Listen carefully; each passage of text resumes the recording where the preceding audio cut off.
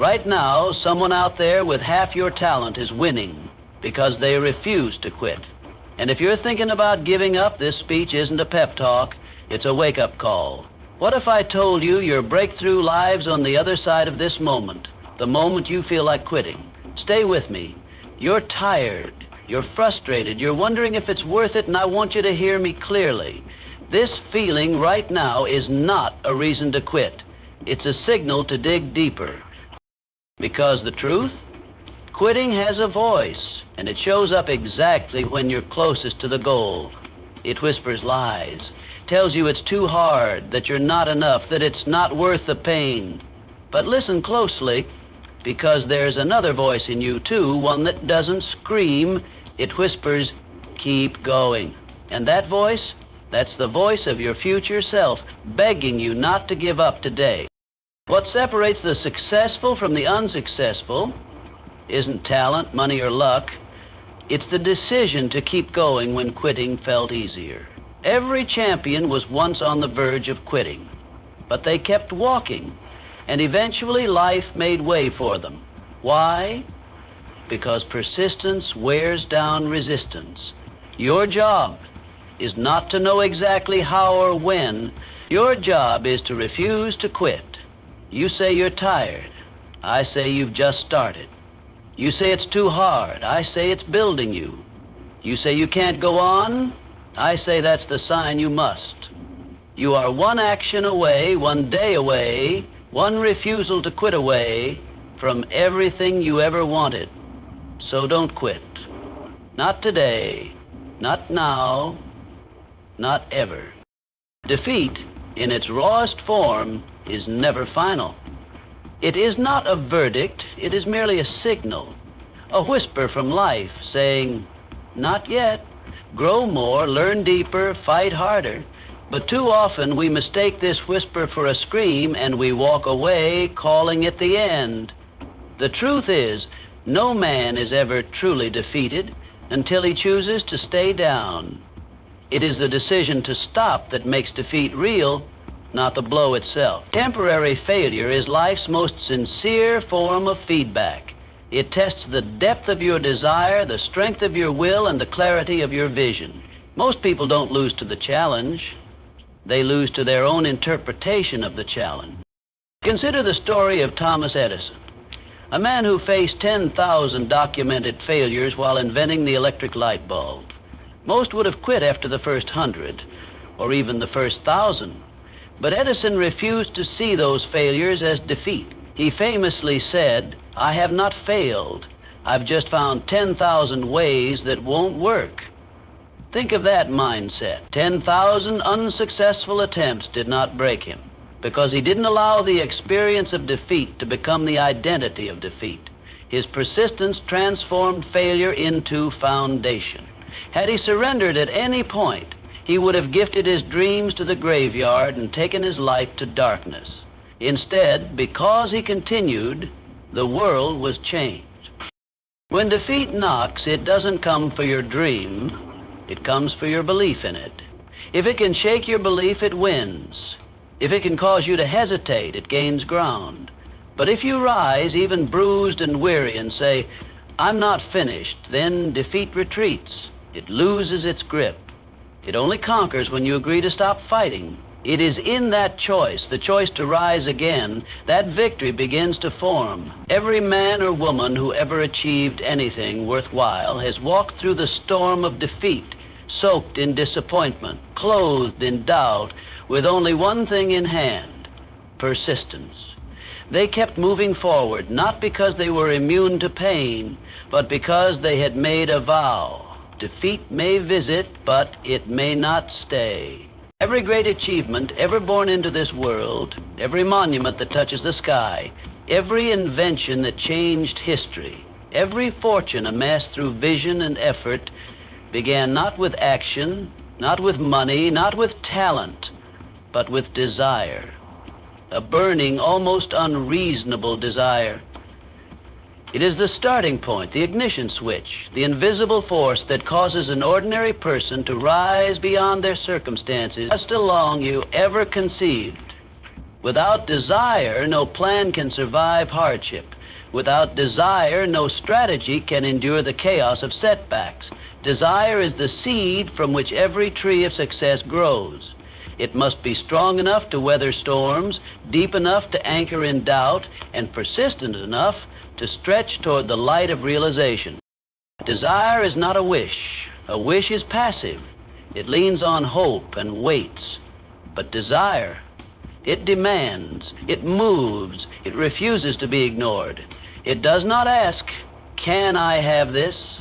It declares, I must. That level of intensity is what transforms desire into purpose and purpose into reality. And this is where most people go wrong. They say they want success, but their desire is paper thin. It wilts at the first sign of resistance.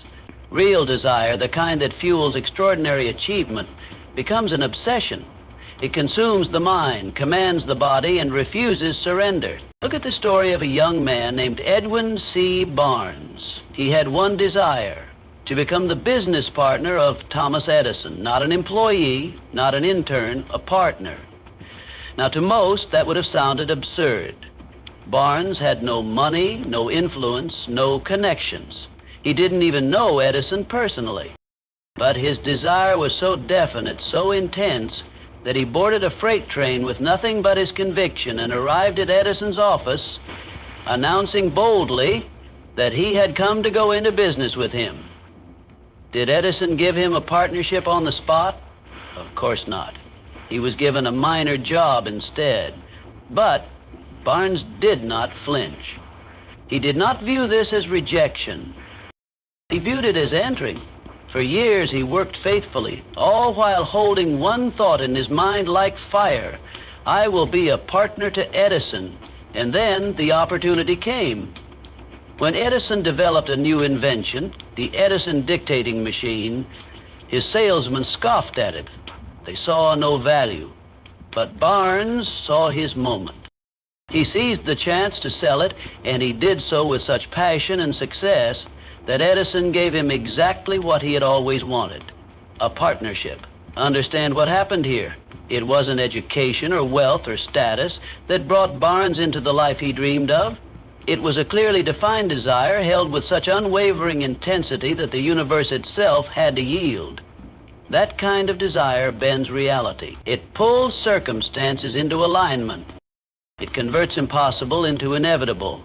Without it, even the most brilliant ideas remain unborn. The most elaborate plans fall apart, and the most talented individuals fade into obscurity. With it, even the most average man can do the work of giants. The greatest battles you will ever face are not waged in the world around you. They are fought in the silence of your own mind. Your thoughts are the commanders of your destiny. They lead you either into the promised land of achievement or into the quicksand of regret. Every belief you accept, every doubt you entertain, every fear you feed, these are the forces that shape the terrain of your life. The mind is the first battlefield, and if you do not gain victory there, no success in the outer world will ever last. People spend years fortifying their homes, securing their wealth, building their bodies, but they leave their minds exposed to the enemy. And that enemy is subtle. It creeps in through discouragement, enters through comparison, hides in the shadow of procrastination, and whispers sabotage, dressed as logic. What most fail to realize is that the mind is always under construction. You are either building strength or inviting weakness with every thought you allow to settle. Every time you say, I can't, I'm not ready, this is too hard, you carve a path into the subconscious that becomes easier to walk each time. And eventually it becomes a rut, a mental trench from which it becomes harder and harder to escape. But the opposite is also true. When you affirm, I will, I must, I am becoming, you begin to write a different script. You arm your mind with intention, and that intention becomes a shield against defeat. Consider the life of Jim Carrey before he was a household name. He tells the story of how he wrote himself a check for $10 million, 0 cents for acting services rendered, dated it for 5 years into the future, and carried it in his wallet as a symbol of his belief. At the time, he was broke, living in a van with his family. He had no assurance, no guarantee, only a belief he refused to betray.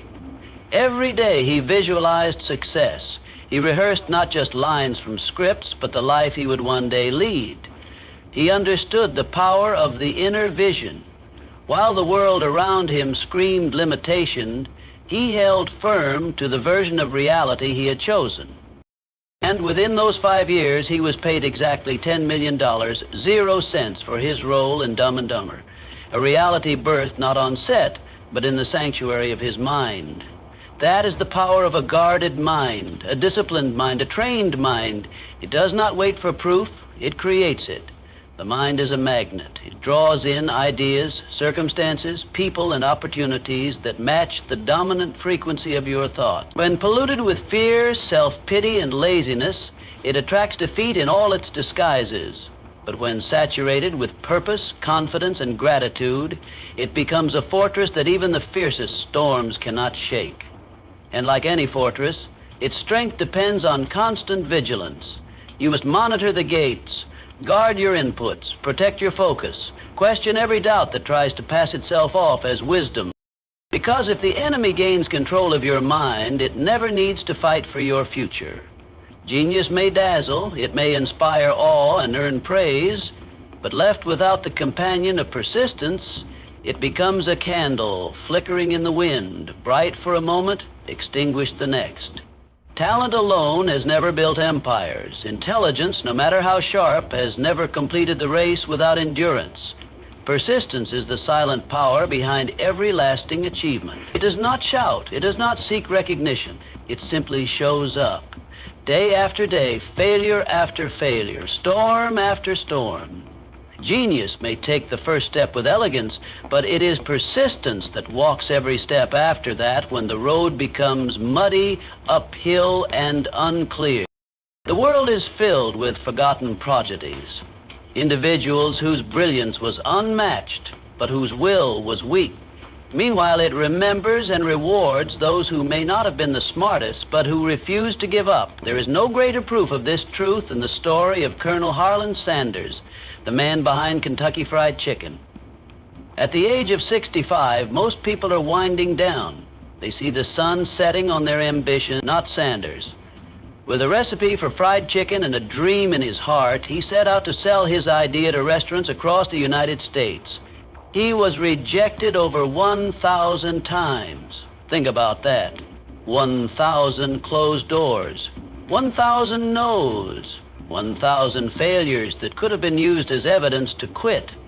But he kept going, not because he was a genius of marketing, not because he had millions in the bank, but because he possessed the rarest kind of stubbornness, the kind rooted in belief. He believed so deeply in what he had that he wouldn't allow rejection to define his worth. And eventually his persistence paid off. One restaurant said yes, then another and another. The result, a global brand, born not out of brilliance, but out of the refusal to break. Persistence is not exciting. It does not sparkle, but it builds legacies. It is the ability to continue long after the mood has left, long after the applause has faded, and long after doubt has set in. When others rest, persistence grinds. When others question, persistence acts. And in the end, when the genius has grown weary, when the crowds have moved on, when talent hits its ceiling, persistence climbs another step, because it understands something genius does not, that success is not about being the brightest star. It is about being the last one still burning when the night gets cold. Faith is more than belief. It is more than hope. It is the unseen force that drives men to continue walking long after the path has disappeared beneath their feet. It is the conviction that what you desire is already yours, though your hands have yet to touch it and your eyes have yet to see it. Faith is the fire in the dark, the compass in confusion, the voice that whispers, "Go on," when the world screams, "Give up." Without faith, effort becomes mechanical, Dreams become fragile, and the moment adversity knocks, surrender becomes the logical response. There is no more ordinary human than Chris Caranier, who grew up as the victim of circumstance. He knows he can jump out of window at any time. He took an oath. A person who walks in faith cannot. The story of Walt Disney is a testimony to this principle. Before the world knew his name, before there were theme parks or animated blockbusters, Disney was just a man with a pencil, a dream, and a relentless belief in what could be. He was fired from a newspaper job for lacking imagination. His first animation studio went bankrupt. He was told time and again that his ideas were too risky, too childish, too impossible. Even when he conceived the idea of Disneyland, banks rejected him over 300 times. They couldn't see what he saw. They didn't believe what he believed. But he kept moving forward, fueled not by approval, but by faith. He saw castles when others saw cost. He heard laughter and music in empty fields. And because he never stopped believing, when quitting would have made perfect sense to anyone else, he built a world that generations would one day call magical. Faith is not passive. It is not waiting in stillness for a sign. Faith is active. It moves, it speaks, it builds when there's nothing but blueprints and dreams. It does not check the weather before planting seeds. It plants, knowing the rain will come. It invests effort with no guarantee, yet full expectation. That is why a person anchored in faith cannot quit, because in their reality they have already arrived. They are only walking toward the physical manifestation of what they already own in their spirit. Doubt may knock, but it cannot take root. Fear may rise, but it cannot stay, because when faith occupies the mind, quitting has no room to grow. There is a peculiar truth about the journey to success. Just before the breakthrough, most people walk away, not because they are weak and not because they don't want it. They walk away because they misjudge the distance between where they are and where the miracle happens. The night always seems darkest just before dawn.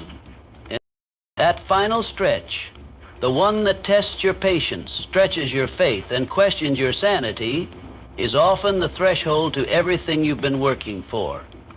And yet, this is when doubt speaks the loudest.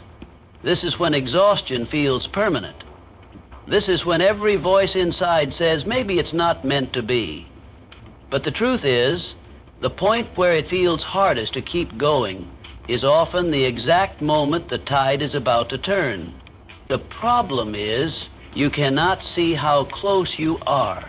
There are no mile markers on the road to dreams, no flashing lights to signal that the finish line is just beyond the next hill.